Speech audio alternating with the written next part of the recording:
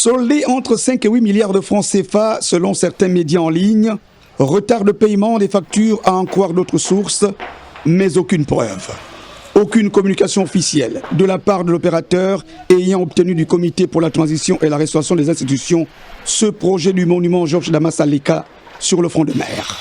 Seule vérité sur le site, ces équipes à pied d'œuvre pour pourchasser les délais rappelés par le chef de l'État Brice Clotaire Oligui Nguema. Le président de la République s'est vexé de l'avancement du chantier qui était fortement dû aux grosses œuvres pendant 2 ans, 2 années difficiles pour les Gabonais parce que c'est un ouvrage que le président a souhaité le plus représentatif possible de ce coup de la libération. On a un peu moins de 300 personnes tous les jours, enfin jour et nuit, parce que de soir, on est aussi en train d'entamer, une fois la connexion électrique définitive faite, on va entamer un travail de nuit permanent, mais déjà tous les soirs, c'est de 7h à 23h le travail est effectif et l'effectif est 100% gabonais. Un effectif d'ingénieurs, de cadres et d'ouvriers indispensable pour pousser les chantiers.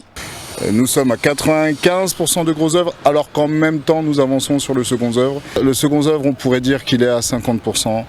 La détermination des entreprises engagées à aller plus vite est évidente, mais au stade actuel, le devoir de réserve sur les délais s'impose. On va finir par un beau monument.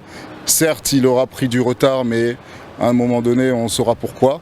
Et la particularité des entreprises qui fonctionnent en ce moment même et qui ont pris ce chemin-là, c'est que c'est les meilleurs du Gabon.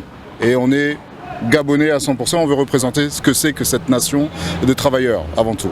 Les extensions demandées par le président de la République ne figurent pas dans le plan architectural initial. Elles pourraient faire l'objet d'un avenant.